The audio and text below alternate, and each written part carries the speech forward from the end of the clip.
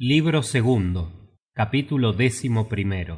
Pocos días después, los habituales concurrentes a la botica de la plaza vieron con asombro que el padre Natalio y el doctor Godiño conversaban amigablemente. El recaudador declaró con tono profundo que no se admiraría más si hubiera visto a Pío IX paseando del brazo de Víctor Manuel. Otro sujeto, el amigo Pimenta, aseguraba que si la paz no estaba aún hecha, las negociaciones iban muy adelantadas, y el recaudador añadió que, en efecto, debía ser así, porque había visto al imbécil de Agustín saludando al padre Natalio.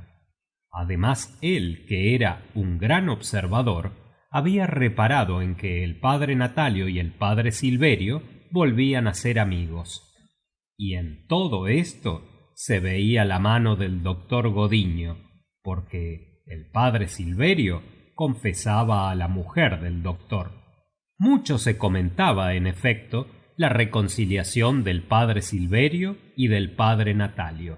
Hacía 5 años que apenas se saludaban, a consecuencia de una disputa que tuvieron en la sacristía, en la cual Natalio llegó a levantar un paraguas contra el enorme padre Silverio, que olvidó pronto la injuria gracias a su carácter bonachón.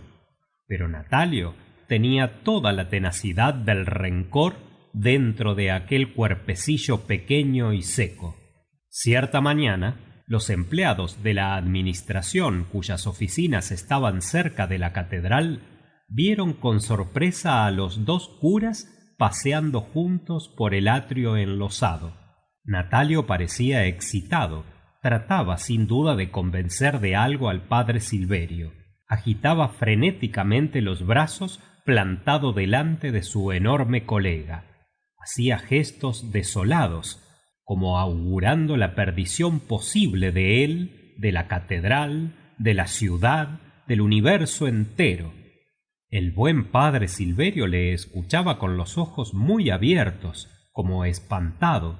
Natalio se exaltaba, tiraba estocadas con su dedo flaco al vasto estómago de su amigo, pateaba furiosamente en las losas y de repente dejó caer los brazos mostrándose abrumado. Entonces Silverio habló algunas palabras con la mano extendida sobre el pecho. Instantáneamente el rostro bilioso de Natalio se iluminó, y los 2 sacerdotes muy juntos entraron en la iglesia riendo y cuchicheando. Cuando desaparecieron, los empleados, que detrás de los cristales habían observado toda la escena anterior, hacían conjeturas sobre el motivo de aquella larga conversación. Arturo Couseiro dijo: «Debe ser algo del comunicado. El padre Natalio, en casa de la sanjuanera, ha dicho que no descansará mientras no sepa quién escribió aquello. Y como el padre Silverio es el confesor de la mujer de Godiño...» «Eso debe ser», dijeron los demás, ocupando de nuevo sus puestos. Días después hubo en la catedral una misa de cuerpo presente por el alma del rico propietario Morales, que murió de un aneurisma y a quien su mujer quería hacer unas exequias reales, como desagravio de los muchos disgustos que le ocasionó en vida con su desordenada afición por los tenientes de infantería. Amaro se despojaba de las vestiduras en la sacristía cuando la puerta rechinó y la voz agitada de Natalio dijo: «Amaro, gran noticia». «¿Qué ocurre?» Natalio cerró la puerta y levantó los 2 brazos en el aire. «Fue el escribiente». «¿Qué escribiente?» «Juan Eduardo. Él es el liberal. Él escribió el comunicado». «¿Qué dice usted?», preguntó Amaro estupefacto. «Tengo pruebas, amigo mío. Vi el original de su puño y letra. 5 pliegos de papel. Trabajo me costó, pero al fin lo averigüé. 5 pliegos. Y trata de escribir otro. Vaya con don Juan Eduardo, con nuestro buen amigo Juan Eduardo. ¿Pero usted está seguro de eso? Pues no le digo que lo he visto yo mismo. ¿Y cómo se enteró usted de ello? Natalio se dobló con la cabeza enterrada en los hombros y arrastrando las palabras dijo: Ah, colega, ya comprenderá usted que los cómos y los porqués. Sigilus magnus. Además, lo del artículo no es nada. El señor don Eduardo, que a todos nos parecía tan buen muchacho, es un verdadero perdido. Pasa las noches con Agustín, ese bandido de la voz del distrito entre vino y mujeres. Se alaba de ser ateo. Hace 6 años que no se confiesa. Nos llama canalla canónica. Es republicano. En fin, amigo mío, una fiera, una verdadera fiera.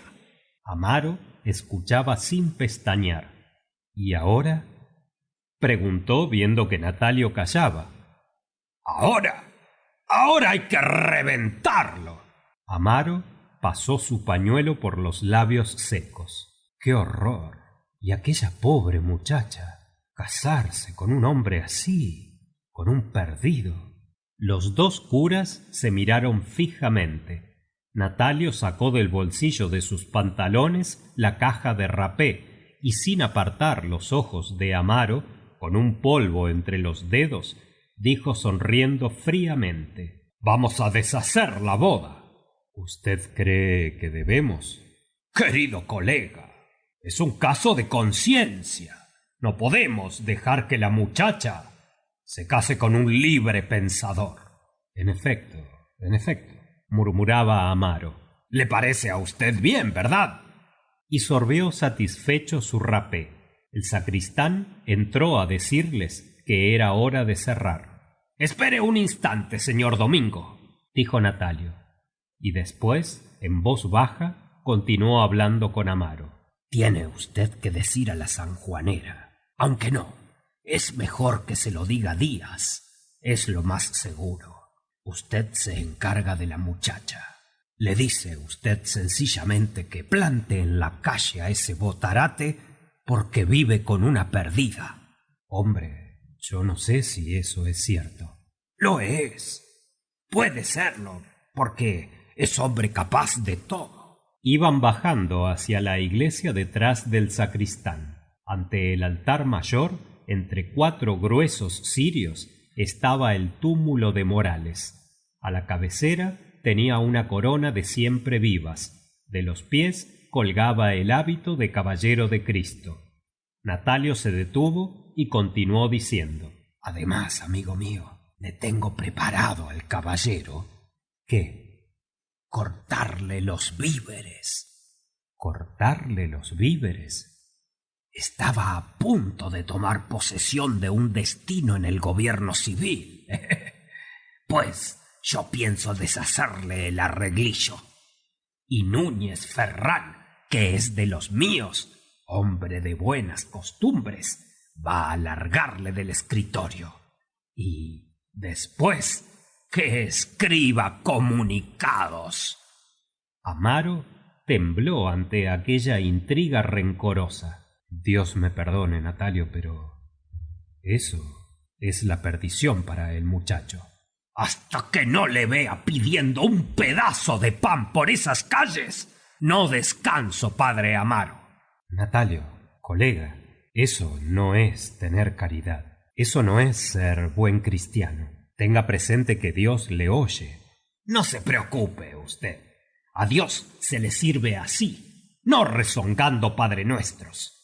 Para los impíos no debe haber caridad. La Inquisición los atacaba por el fuego. Pues no me parece mal atacarlos por el hambre. A quien sirve una causa santa, todo le está permitido.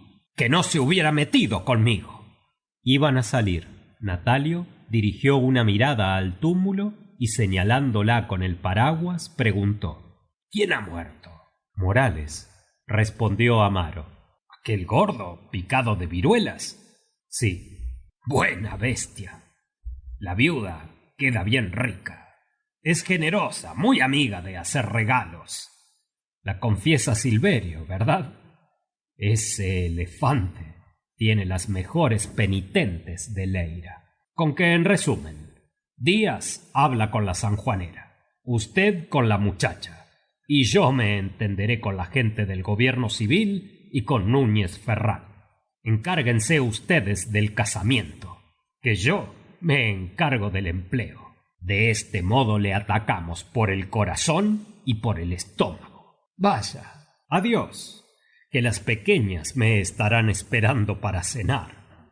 Hoy tengo a la pobre Rosita malucha. Es tan delicadilla esa chica que estoy preocupado. Y en viéndola mala, hasta pierdo el sueño. ¿Qué hemos de hacer? No puede uno tener buen corazón.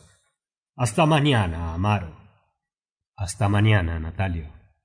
Daban las 9 cuando los dos curas se despedían. Poco después, Amaro entraba en su casa trémulo pero muy feliz. Tenía un delicioso deber que cumplir. Es mi deber, como cristiano, como párroco, como amigo de la sanjuanera. Su deber era proteger a Amelia y sin pasión interesada contarle que fue su novio quien escribió el comunicado. Él fue quien difamó a los íntimos de la casa, quien la desacreditó a ella misma. Él, quien pasaba las noches de crápula en la posilga de Agustín. No, Amelia no podía casarse con un ateo. No, nadie la poseería ya. Porque cuando el escribiente fuese a apoderarse legalmente de aquella criatura, de aquel pecho, de aquellos ojos, de toda ella, en fin, allí estaba él, el párroco, para decir en alta voz: atrás, canalla, esto es de Dios. Ya tendría él después buen cuidado de guiar a Amelia por el camino de la salvación. Y puesto que el comunicado había caído en olvido y el señor Chantre estaba más tranquilo, bien podía volver a casa de la sanjuanera y hacerse dueño nuevamente de aquel corazón y formarle para el cielo. Aquello no era una intriga para que dejase al novio, era un santo trabajo para arrancarla del infierno.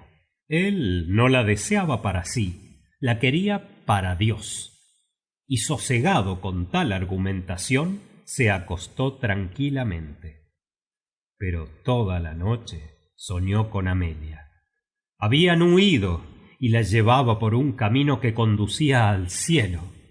El demonio los perseguía y él le veía con el rostro de Juan Eduardo, resoplando furioso y rasgando con los cuernos los delicados celajes de las nubes. Amaro escondía a Amelia bajo su balandrán y la besaba ansioso. El camino del cielo no tenía fin, y él preguntaba a los ángeles que pasaban conduciendo almas en los brazos: ¿dónde está la puerta del paraíso? Y los ángeles respondían: en la calle de la Misericordia número 9, y se alejaban con dulce rumor de alas. Amaro se sentía perdido. Amelia tenía hambre, tenía frío. Paciencia, amor mío, paciencia. Amelia desfallecía de cansancio. Durmamos, amor mío. Las nubes comenzaron a disponerse en torno de ellos como los cortinajes de un lecho, esparciendo delicioso aroma. Amaro posó su mano sobre el pecho de Amelia murmurando: Amelia mía. Se abrazaron. Sus labios húmedos y ardientes estaban unidos. Te adoro, Amaro, te adoro, suspiraba ella. De repente, las cortinas de nubes se descorrieron y Amaro vio delante de sí al demonio, que por fin les había alcanzado.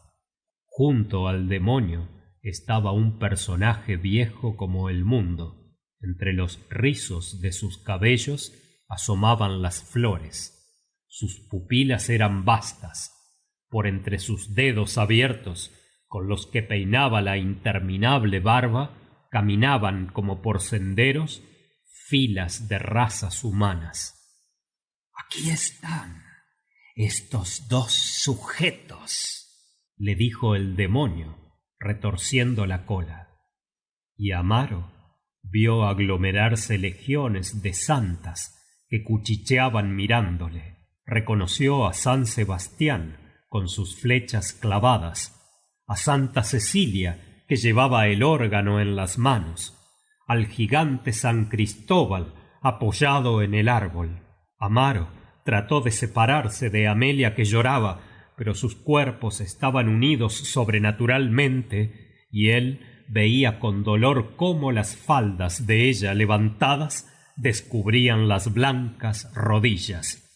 «Aquí están estos sujetos», repetía el demonio al anciano personaje. «Repare, mi apreciado amigo, puesto que aquí todos somos observadores en lo bonitas que tiene las piernas la muchacha».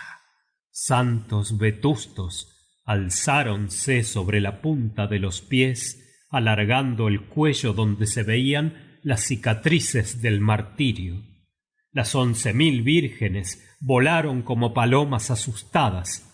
Entonces el personaje se frotó las manos y dijo gravemente: «Quedo enterado, amigo mío, quedo enterado. De modo que el señor párroco, no contento con ir a la calle de la misericordia para destruir la felicidad de Juan Eduardo, arrancar de los brazos de su madre a Amelia, viene a saciar sus concupiscencias reprimidas en un rincón de la eternidad. Yo le probaré que, aunque viejo, todavía sé quemar las ciudades como un papel inútil, y aún me queda agua para anegar el mundo en otro diluvio».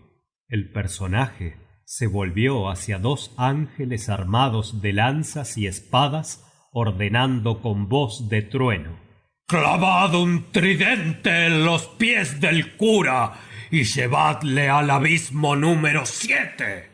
Amaro se sintió arrebatado del seno de Amelia por unas manos de brasa. Quiso luchar contra el juez que le castigaba, cuando un rayo de sol naciente, prodigioso, iluminó el rostro del personaje. Amaro dio un grito, reconociendo en el anciano al Padre Eterno. El padre se despertó bañado en sudor. Un rayo de sol entraba por la ventana. Aquella noche Juan Eduardo, al acercarse a casa de Amelia, vio con terror que el viático se detenía a la puerta de las 2 señoras. Pronto supo que era la extrema unción para la baldada. «¿Cómo fue ello?», preguntó a Pitusa entrando en la salita. «Fue que la pobre vieja se puso mala esta tarde. Vino el médico y dijo que estaba agonizando. Entonces la señora mandó sacramentarla». Juan Eduardo juzgó delicado asistir a la ceremonia. El cuarto de la vieja, que estaba junto a la cocina, tenía en aquellos instantes una solemnidad lúgubre. Sobre la mesa, cubierta con una toalla de felpa, había un plato con 5 bolitas de algodón entre 2 velas de cera.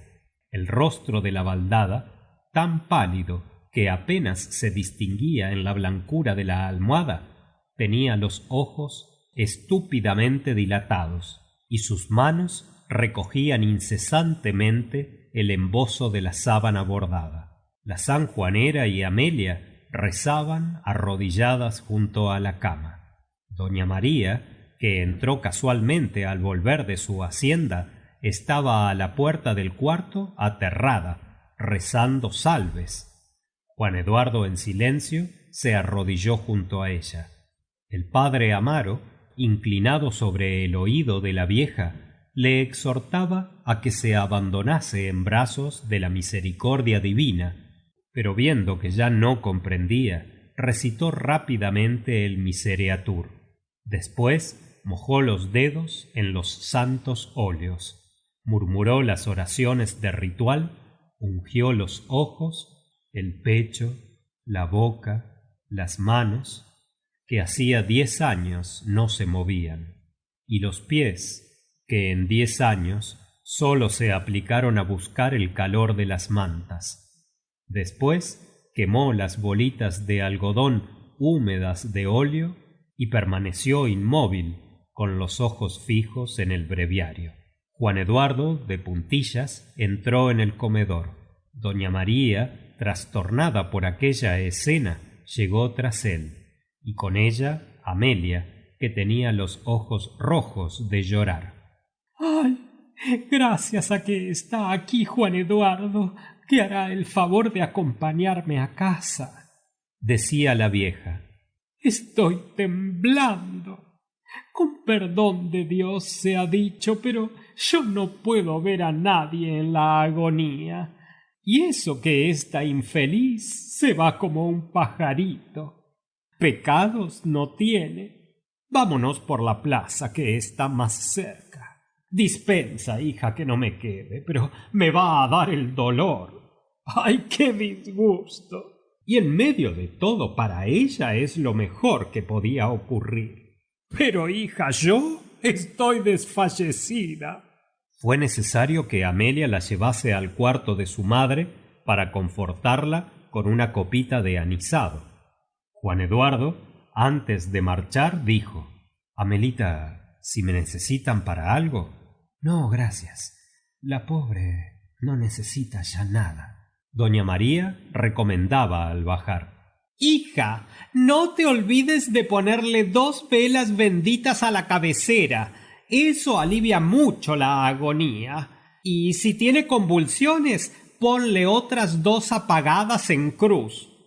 Buenas noches. ¡Ay, qué mal me siento! En la puerta, apenas vio el palio y los hombres con cirios, se apoderó del brazo de Juan Eduardo, un poco por miedo y algo también por un acceso de ternura que le daba siempre al tomar anisado. Amaro prometió volver más tarde para acompañar a las señoras como amigo en aquel trance, y el canónigo, informado de esta delicadeza, declaró que él se marcharía entonces a descansar un poco, porque bien sabía Dios que aquellas emociones le quitaban la salud, y no quería él verse en los mismos fregados que la baldada. Dios nos libre. No diga tal, señor canónigo, exclamó la sanjuanera rompiendo a llorar. Bueno, hasta mañana, y nada de afligirse. La pobre criatura no podía ya esperar alegría en el mundo, y pecados no tiene, con que no puede temer la presencia de Dios. Y bien mirado el caso, es una suerte después de todo. Vaya. Adiós, que no me encuentro bien. El canónigo se marchó. La sanjuanera tampoco se encontraba bien, y cuando Amaro volvió, fue Amelia quien abrió la puerta diciéndole: Perdone usted, señor párroco, pero mamá tenía jaqueca. Se puso un poco de agua sedativa y ahora está descansando. Ah, déjela dormir, déjela. Entraron en el cuarto de la baldada, que tenía los ojos vueltos a la pared. De sus labios abiertos se escapaba un débil y continuo gemido.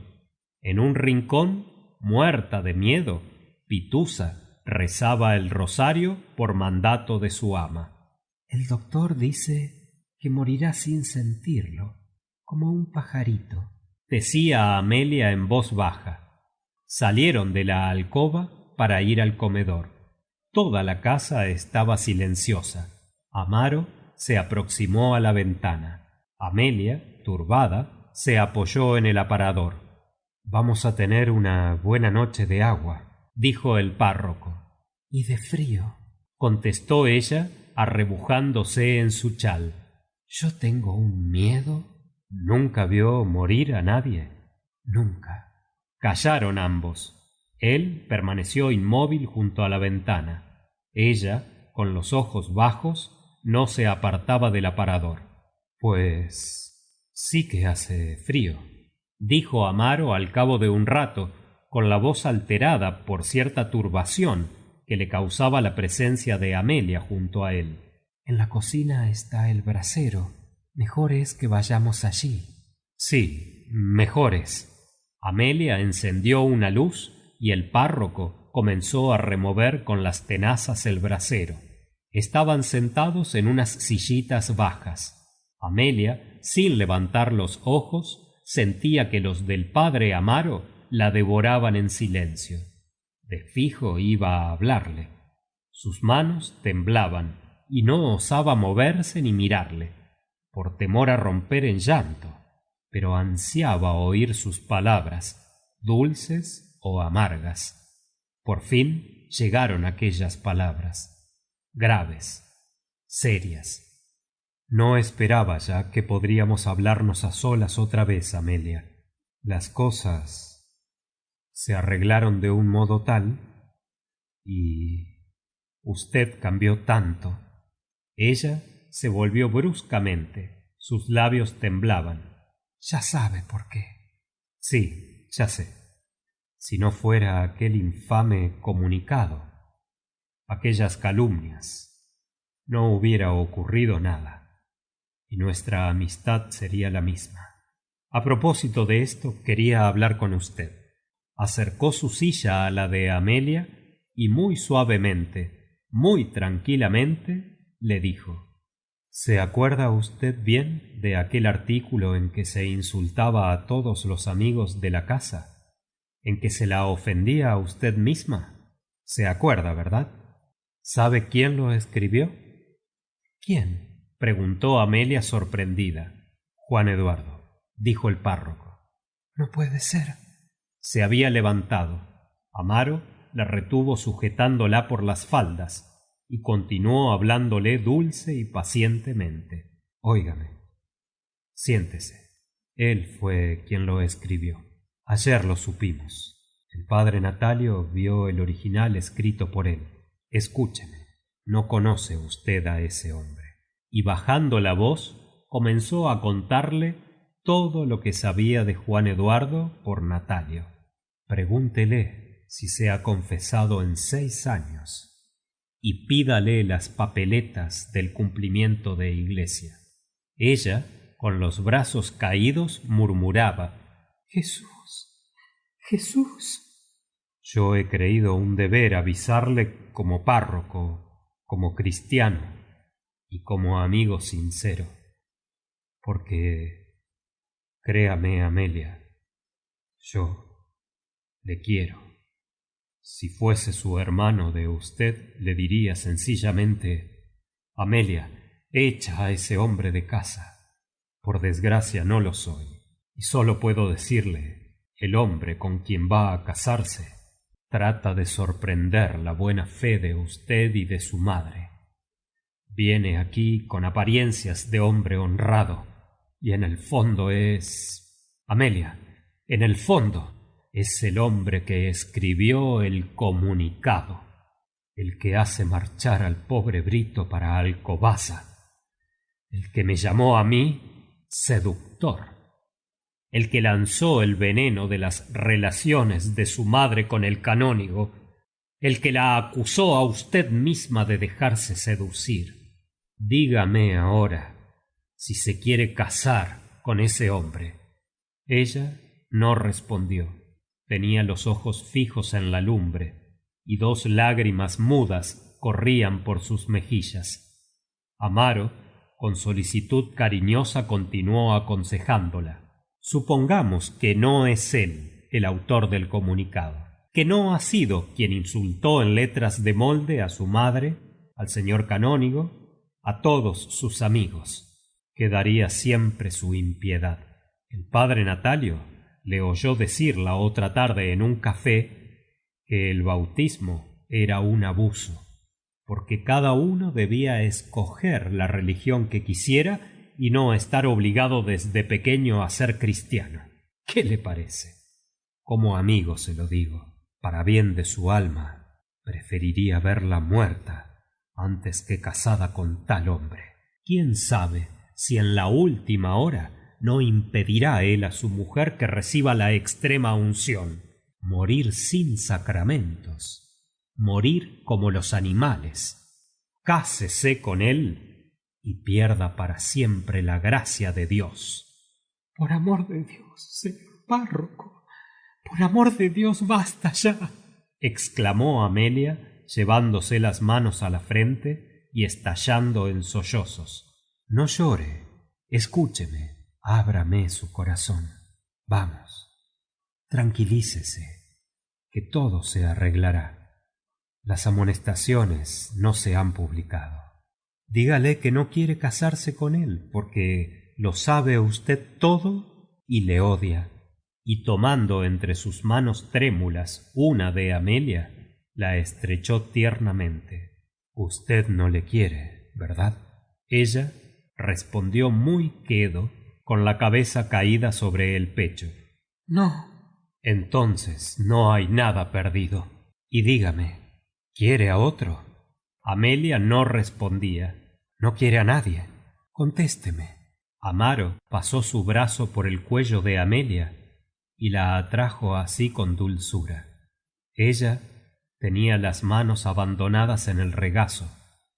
Lentamente, sin moverse, volvió hacia el párroco sus bellos ojos que resplandecían bajo las lágrimas, y entreabrió los labios sin hablar, pálida, desfallecida. Amaro entonces acercó su rostro al de ella. Quedaron inmóviles, unidos en un solo beso, largo, profundo. ¡Señora! ¡Señora!, gritó de repente Pitusa con voz aterrada. El cura se levantó de un salto y corrió al cuarto de la baldada. Amelia, trémula, apenas podía sostenerse en pie. Se apoyó en la puerta de la cocina para no caer, procuró serenarse y bajó a despertar a su madre. Cuando entraron las dos en el cuarto de la vieja, Amaro, arrodillado, con el rostro casi sobre el lecho, rezaba. Una respiración violenta agitaba el pecho de la baldada. Súbitamente el rumor de agonía cesó. La vieja quedó inmóvil con los ojos enormemente abiertos. Estaba muerta. El padre Amaro condujo a las señoras al comedor y la sanjuanera se deshizo en llanto, recordando el tiempo en que su pobre hermana era joven y bonita, y en el buen casamiento que pudo hacer con el mayorazgo de Vigareira. ¡Qué genio tenía! Una santa, señor párroco. Cuando Amelia nació, no se apartaba de mi cabecera, ni de noche ni de día. Y tan alegre. ¡Ay, Dios de mi alma! ¡Dios de mi alma! Amelia, junto a la ventana, miraba sin ver en la obscuridad de la noche. Llamaron a la puerta. El párroco bajó a abrir. Era Juan Eduardo, que viendo al párroco a tales horas en la casa, quedó petrificado. Por fin balbuceó. Venía a saber si había alguna novedad. La pobre señora acaba de expirar. Ah. Los dos hombres se miraron un momento fijamente. ¿Si soy necesario para algo? No, muchas gracias. Las señoras van a descansar. Aquellos modales de amo de casa hicieron padecer de ira a Juan Eduardo. Dudó un momento como si quisiera hablar algo más, y se marchó diciendo: Buenas noches. Buenas noches. El párroco subió y Amelia y su madre se retiraron juntas a descansar. Y Amaro, volviendo al cuarto de la muerta, Comenzó a leer el breviario. Poco más tarde, sintiendo que el sueño le cerraba los párpados, entró al comedor para tomar una copa de oporto y fumar tranquilamente un cigarro. Bajo las ventanas, pasos fuertes iban y venían. Amaro se acercó a mirar, pero la noche estaba obscura y no pudo distinguir al paseante. Era Juan Eduardo, que rondaba la casa furioso. Fin del capítulo 11.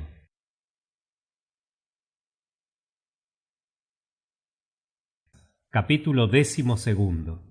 Al otro día, doña Josefa, al volver de misa, quedó asombrada oyendo a la criada que desde la escalera decía: «Señora, aquí está el señor párroco». Hacía tiempo que Amaro no visitaba al canónigo, y doña Josefa, lisonjeada y curiosa, gritó: «¡Que suba sin etiquetas! El señor párroco es como de la familia, que suba». «Dichosos los ojos. Acabo de llegar de la iglesia. Ya oí mi primera misita. Siéntese. Ahí no, que le entrará aire. Con que la pobre baldadita murió, ¿eh? Cuente, cuente». El párroco tuvo que describir la agonía de la baldada, el dolor de la sanjuanera, lo que se había dispuesto para la mortaja. «Aquí entre nosotros, doña Josefa, esta muerte es un descanso para la sanjuanera.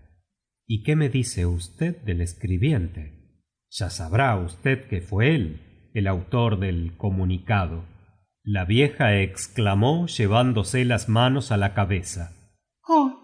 No me hable de eso, señor párroco, no me hable de eso, que hasta enferma estuve. ¡Ay, qué infame! ¡Ay, qué alma perdida! A mí nunca me gustó, nunca, señor párroco, pero no lo decía porque esta boca no se ocupa jamás de vidas ajenas. Y ahora, claro está, ya no habrá boda». El padre Amaro muy pausadamente respondió: «Sería escandaloso que una joven cristiana y de buenos principios se casara con un hereje que hace 6 años que no se confiesa». «Jesús, señor párroco, antes verla muerta. Es preciso contárselo todo». «Pues justamente por eso he venido a verla a usted. Yo ayer hablé con la pequeña, pero no pude insistir mucho porque, con el disgusto que había en la casa, me pareció poco delicado tratar el asunto. Hice lo que pude como amigo y como párroco, recordándole que como cristiana y como señora tiene obligación de terminar con Juan Eduardo». «¿Y ella?» No dijo ni que sí ni que no. Se echó a llorar porque, aunque no se muere por el novio, tiene miedo de que falte su madre y de verse sola. En fin, ya sabe lo que son las muchachas. Por eso yo he pensado que lo mejor es que le hable usted, puesto que es su madrina y la conoce de toda la vida». «Queda de mi cuenta, señor párroco. Yo le hablaré clarito». «La muchacha necesita quien la dirija, quien la confiese. El padre Silverio, que es su confesor ahora, vale poco el pobrecillo, aunque es muy virtuoso. Amelia es un espíritu débil que no sabe dirigirse por sí misma y necesita un confesor que la gobierne con vara de hierro, a quien ella cuente todo, a quien obedezca, de quien tenga miedo, en fin, como debe ser un confesor». «El señor párroco es quien le convenía», dijo la vieja. Amaro sonrió con modestia. «No digo que no. Había de aconsejarla bien, cuando menos. Ya la aconsejo ahora, ya. Pero hay cosas de las que no se puede hablar en la sala rodeados de gente. Son para tratarlas en el confesionario únicamente. Y yo por delicadeza no puedo decirle. Es preciso que se confiese usted conmigo. Se lo diré yo misma. Ya lo creo. Eso estaría muy bien. Y si la muchacha me encomienda la dirección de su alma, podemos tener seguridad de que entrará en el camino de la gracia. ¿Y cuándo va usted a hablarla, doña Josefa? Doña Josefa, como juzgaba pecado dejar las cosas para mañana, quería hablarle aquella misma noche. No, esta noche no me parece oportuno, doña Josefa.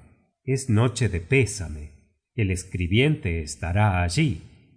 Jesús, señor párroco. ¿Y tendremos que pasar la noche bajo el mismo techo nosotros y ese hereje?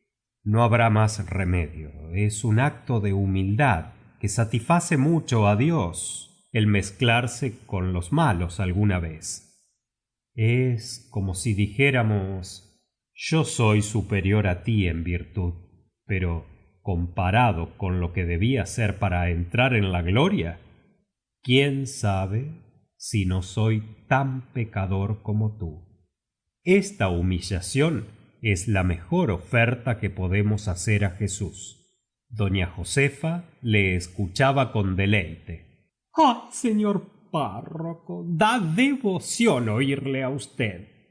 Amaro se inclinó agradecido.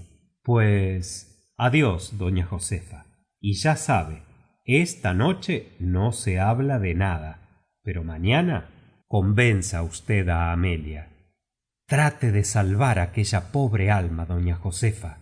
Háblele fuerte, y que nuestro canónigo se entienda con la madre para convencerla también.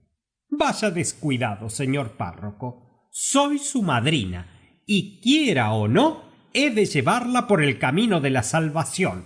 Amén, dijo el padre Amaro.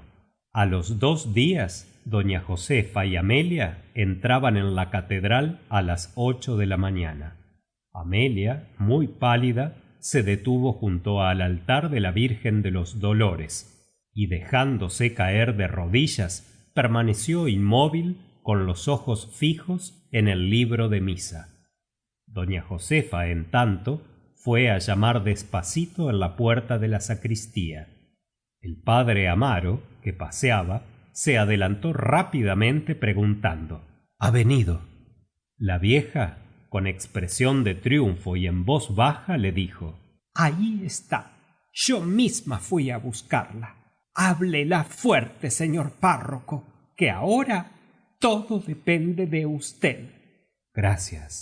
Gracias, doña Josefa. Dios se lo tomará en cuenta. Amelia permanecía arrodillada. Doña Josefa la llamó. Ella se levantó lentamente, compuso con sus manos trémulas los pliegues de la mantilla de encaje para ocultar el rubor que coloreaba su rostro. Ahí se la dejo, señor párroco. Voy un momento a ver a Amparo, la de la botica, y volver a buscarla. Anda, hija, anda, y que Dios te ilumine. La vieja salió haciendo reverencias ante todos los altares. Daban las 11 en un reloj cuando doña Josefa entró de nuevo en la iglesia. Amelia aún estaba confesándose, con la mantilla muy echada a la cara. Doña Josefa comenzó a rezar. Por fin crujieron las tablas del confesionario y un frufrú de faldas resonó en las losas. Doña Josefa alzó los ojos. En pie delante de ella estaba Amelia, con las mejillas encendidas y los ojos brillantes. ¿Hace mucho que espera, madrina? No, un poquitín. ¿Estás lista, Se levantó santiguándose y salieron de la catedral. Caía una lluvia fina. Arturo Bonciero, que pasaba en aquel momento por allí, acompañó a las 2 señoras hasta la calle de la Misericordia, resguardándolas con su paraguas. Fin del capítulo 12.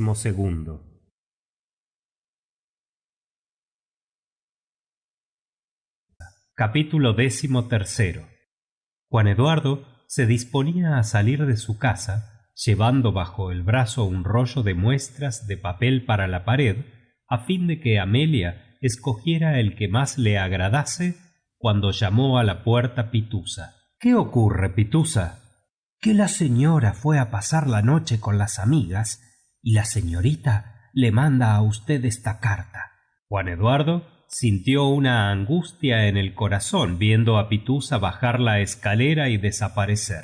Se acercó a la luz y abrió la carta, que decía así: Señor don Juan Eduardo, lo que estaba dispuesto acerca de nuestro casamiento era en la creencia de que podría usted hacerme feliz por ser un hombre de bien. Pero como todo se sabe, nos hemos enterado de que usted fue quien escribió el artículo de La Voz del Distrito, calumniando a los amigos de la casa e insultándome a mí.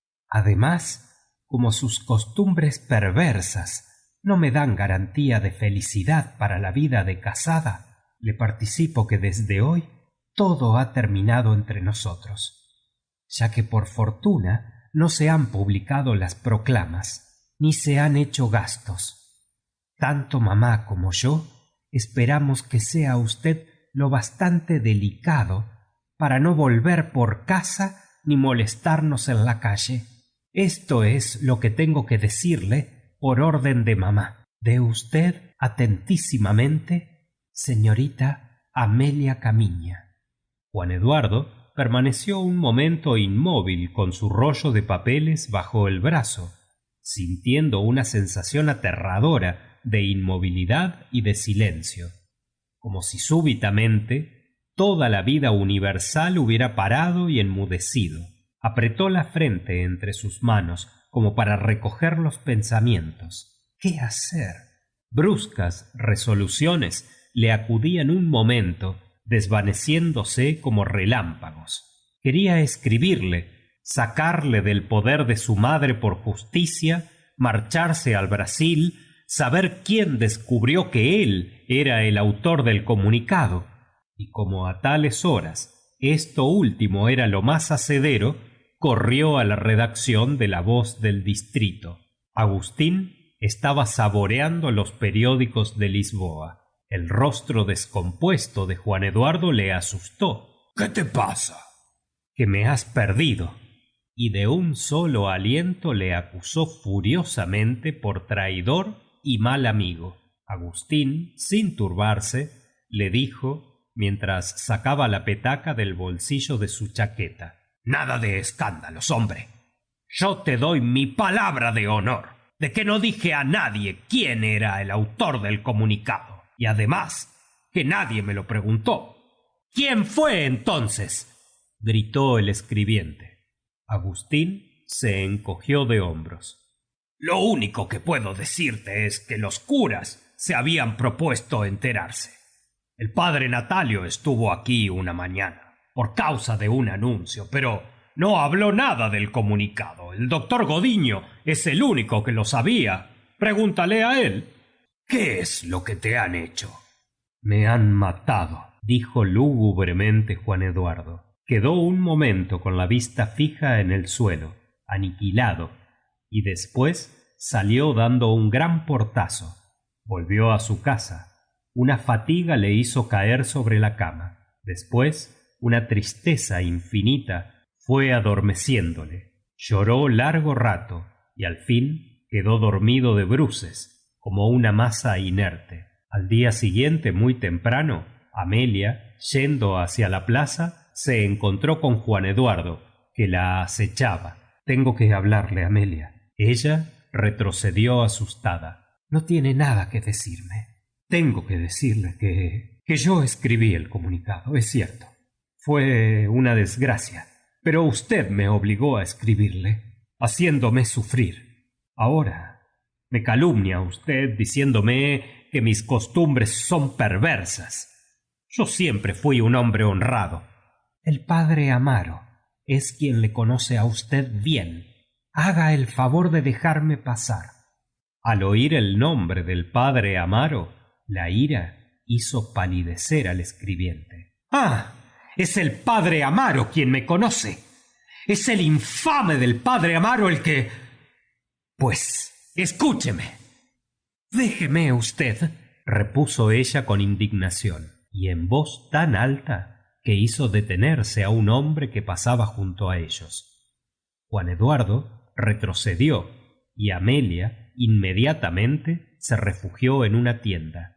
Entonces, desesperado, el escribiente corrió a casa del doctor Godiño para implorar su protección. El doctor en aquel momento estaba en el escritorio, fumándose un cigarro, muy repatingado en su poltrona de damasco amarillo. Recibió con majestad los «Buenos días» de Juan Eduardo y preguntó: ¿Qué tenemos, amigo? El escribiente, con la voz turbada, dijo que iba a suplicarle le diera remedio para una desgracia que le ocurría. Desórdenes, ¿verdad? No, señor.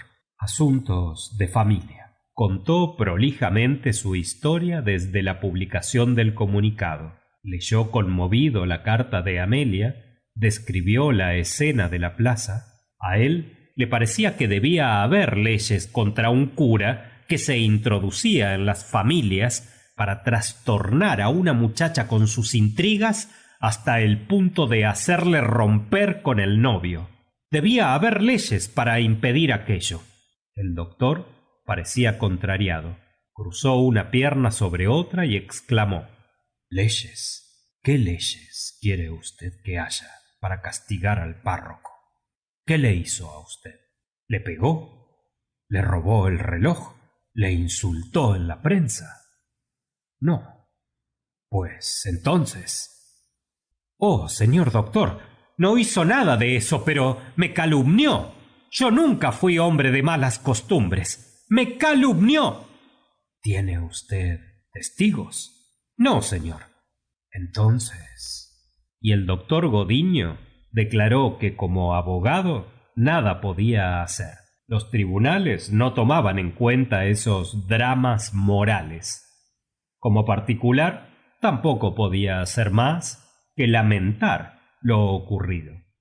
Porque, al fin, él también fue joven, había sentido la poesía de la mocedad y sabía, desgraciadamente, lo que eran aquellos trances de amor.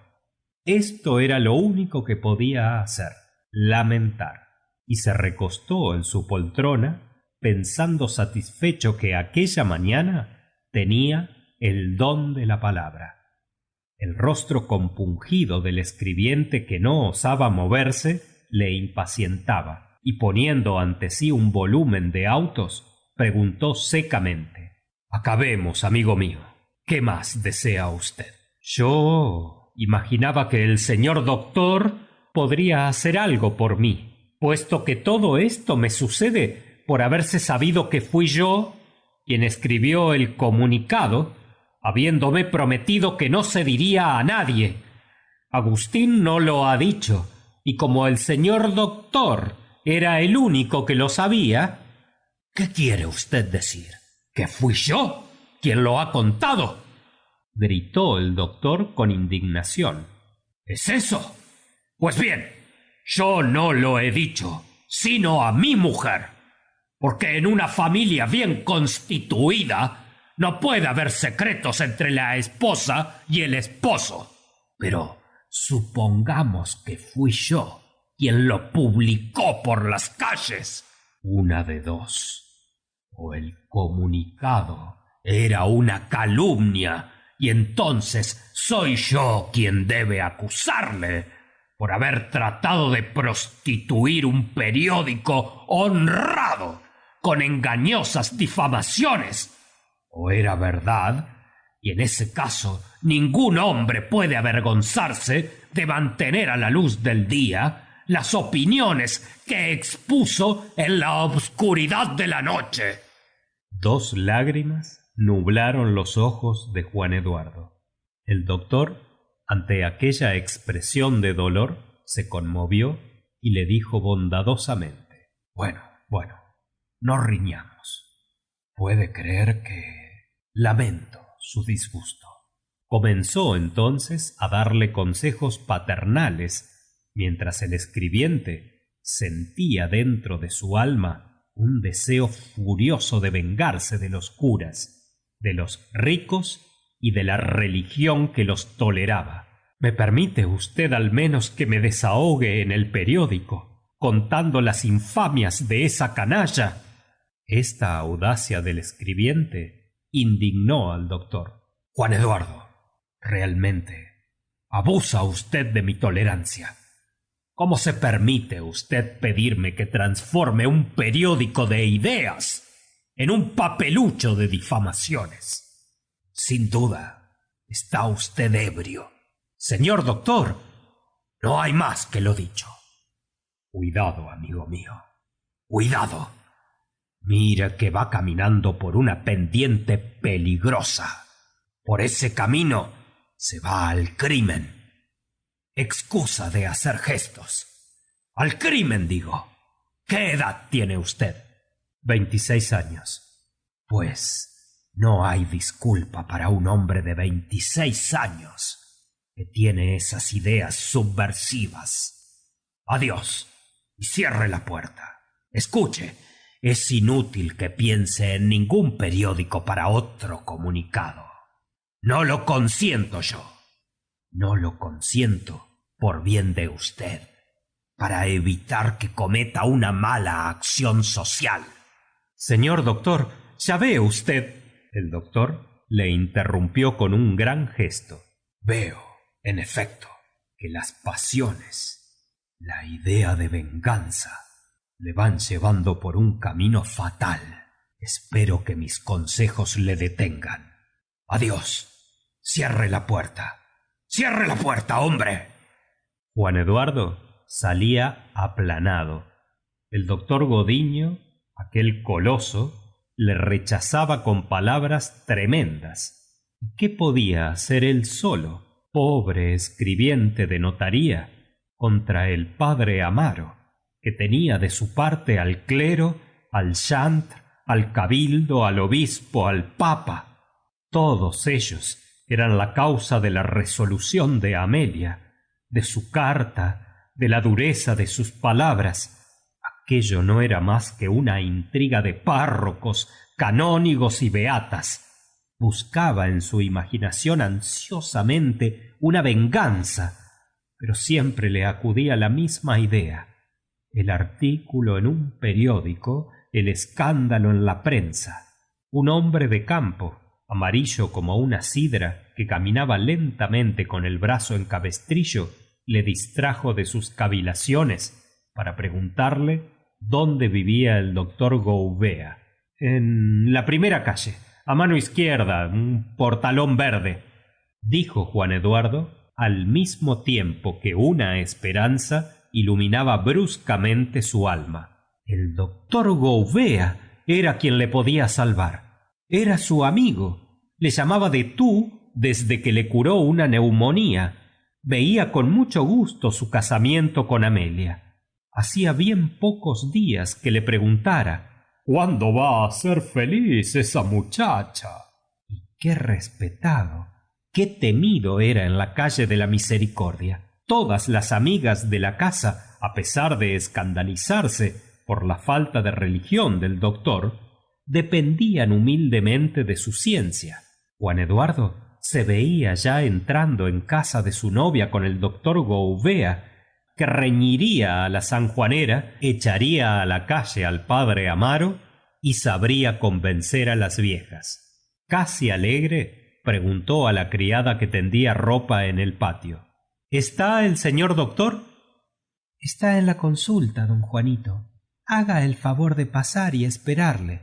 En los días de mercado, los enfermos del campo invadían la casa del doctor, pero era aquella la hora en que los vecinos de las aldeas se reúnen en las tabernas, y sólo había una vieja, una mujer con una criatura en el regazo y el hombre del brazo en cabestrillo esperando en la salita baja, amueblada con bancos y sin más adorno que un grabado representando la coronación de la reina Victoria.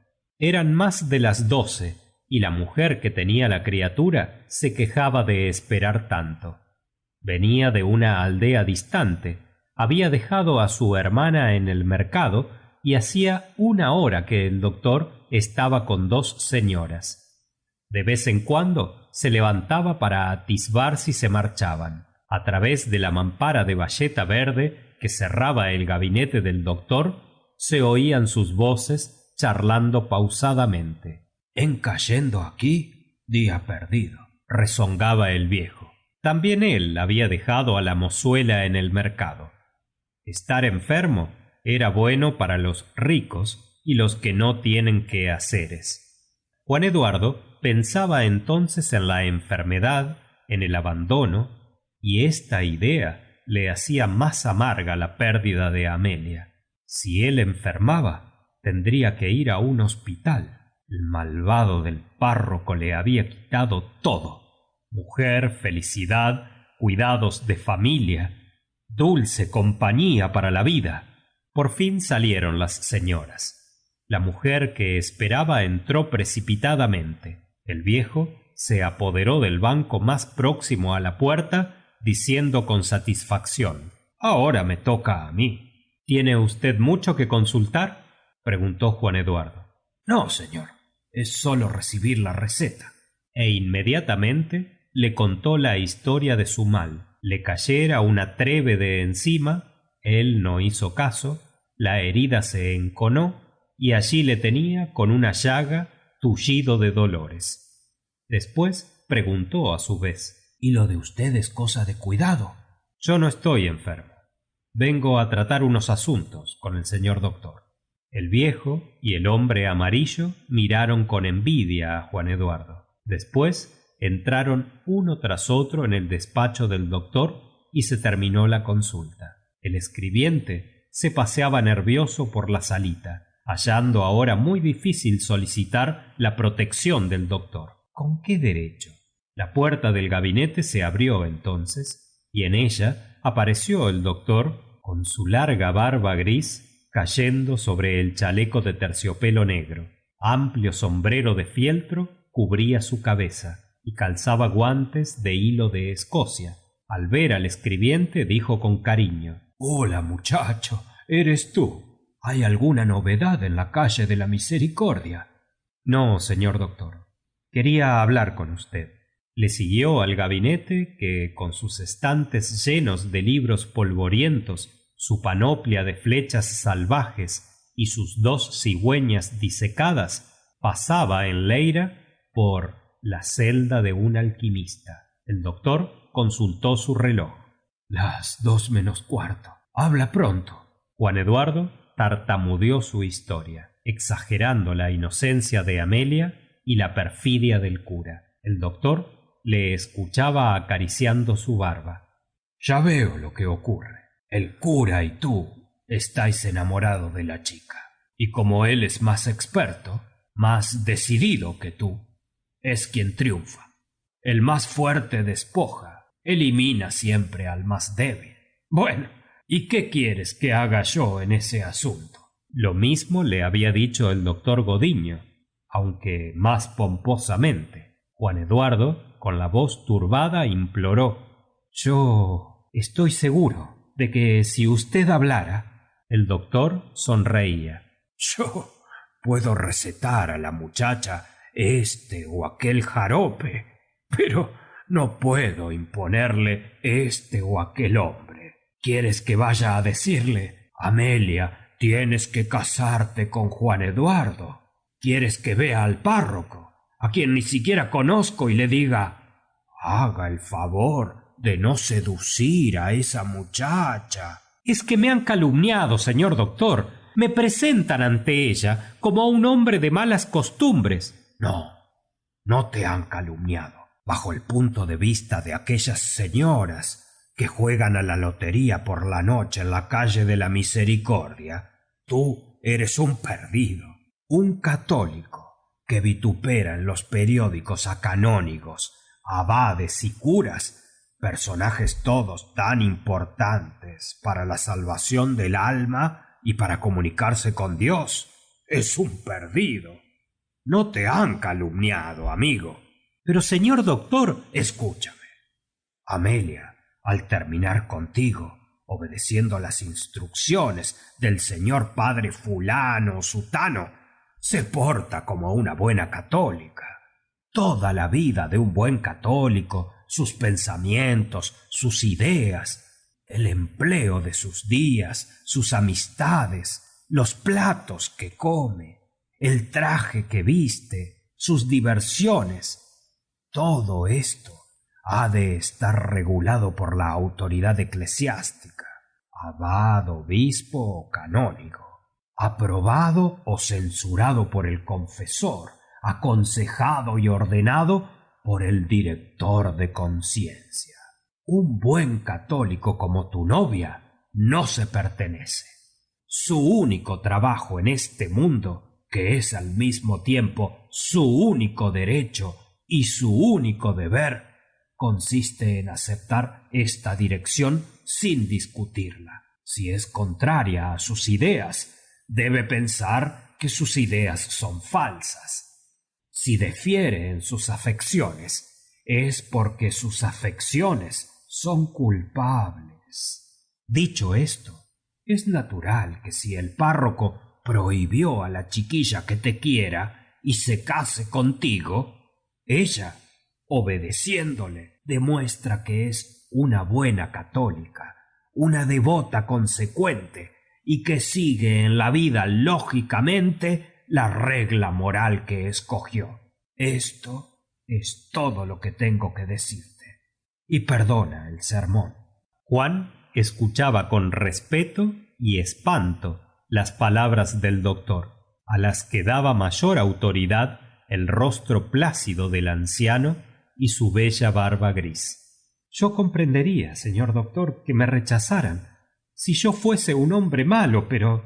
Hijo mío, tú puedes tener todas las virtudes imaginables en sociedad, pero, según la religión de nuestros padres, las virtudes, no siendo católicas, son inútiles y perniciosas. Personajes cuya alma fue perfecta y cuya regla de vida fue impecable son considerados como canallas porque no estaban bautizados antes de llegar a la perfección.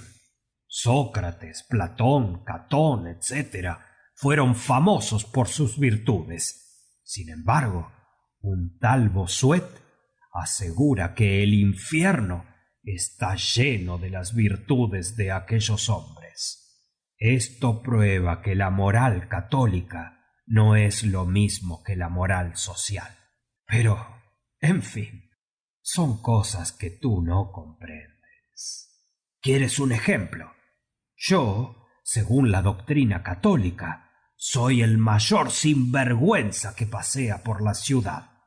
Mi vecino Peisota, que mató a su mujer a fuerza de palizas y que sigue el mismo procedimiento con una hija que tiene de 10 años, es considerado entre los clérigos como un hombre excelente porque cumple sus deberes de devoto y toca el figle en las misas cantadas. En fin, hijo, estas cosas son así. Deben ser buenas, porque hay millares de personas que las consideran buenas. El Estado las sostiene y nos obliga a respetarlas. Y yo, que estoy aquí hablando tanto, pago todos los años unos cuartejos para que continúen siendo lo que son. Tú también pagarás, aunque menos que yo, pero tú vas a las fiestas religiosas, oyes la música, el sermón y te aprovecha de algo tu dinero. Yo no, yo pierdo mis cuartejos y apenas me consuelo con la idea de que ayudan al sostenimiento y al esplendor de la Iglesia, que en vida me considera como un bandido y para después de muerto me prepara un infierno de primera clase. Vaya, ya hemos charlado bastante. ¿Qué más quieres? Juan Eduardo, después de escuchar al doctor, comprendía que si un hombre tan sabio y de tantas ideas se interesaba por él, recobraría de nuevo y para siempre su puesto en la calle de la Misericordia y volvería a ser feliz. Muy desconsolado, se atrevió a decir: ¿No podría usted hacer algo por mí? Sí. ¿Yo acaso pueda curarte de morir de una neumonía? ¿Tienes otra neumonía? No. Pues entonces... Juan Eduardo suspiró. Soy una víctima, señor doctor. Haces mal. No debe haber víctimas. Aunque solo sea para evitar que haya tiranos. Lo que el párroco busca con todos sus pretextos es el cariño de Amelia. Es natural, infeliz. El párroco tiene para las mujeres, como hombre que es, pasiones y órganos. Como confesor, tiene la importancia de un dios, y es natural que utilice esa importancia para satisfacer aquellas pasiones, y que encubra esa satisfacción con apariencias del servicio divino. Todo eso es natural. El doctor abrió la puerta para salir, y Juan Eduardo, viendo desvanecerse la esperanza que le llevó allí, dijo furioso: ¡Malditos curas! Siempre los odié. Quisiera verlos barridos de la faz de la tierra. El doctor, resignándose a escucharle todavía, le habló así: Eso es una tontería. Respóndeme, ¿tú crees en Dios? Juan Eduardo quedó sorprendido. Sí, señor. ¿En el pecado original? También. ¿En la vida futura, en la redención, etcétera? Fui educado en esas creencias. Entonces, ¿por qué quieres que desaparezcan del mundo los curas? Debes pensar que aún son pocos los que hay. Si crees en Dios, en la vida futura, en el pecado original, necesitas sacerdotes que te expliquen la doctrina y la moral reveladas por Dios, que te ayuden a purificarte de la mácula original y que te preparen un rincón en el paraíso. Juan Eduardo, atónito, balbuceó: ¿Pero usted, señor doctor, usted? Di, hombre, di. Usted no necesita de los curas en este mundo. Ni en el otro. No necesito de los curas en el mundo, como tampoco necesito de Dios en el cielo. Llevo dentro de mí a Dios, es decir, el principio que dirige mis acciones y mis juicios, lo que el vulgo llama conciencia. ¿Acaso no me comprendas bien? Pero estoy aquí exponiéndote doctrinas subversivas, y ya son las 3. Juan Eduardo, en la puerta del patio, murmuró: Perdóneme usted, señor doctor. No hay de qué. Manda al diablo la calle de la Misericordia. Eso es bueno para dicho, pero cuando se tiene una pasión... Ah, bella y grande es una pasión. El amor es una de las mayores fuerzas civilizadoras. Bien dirigido levanta un mundo y basta para producir en nosotros una revolución moral. Pero a veces no es una pasión lo que sentimos, no es nada que esté en el corazón. Generalmente empleamos la palabra corazón por decencia, para designar otro órgano, precisamente el que la mayoría de las veces está interesado en cuestiones amorosas. En tales casos, el disgusto pasa pronto. Con que adiós, y celebraré que sea eso lo que a ti te ocurre. Fin del capítulo 13.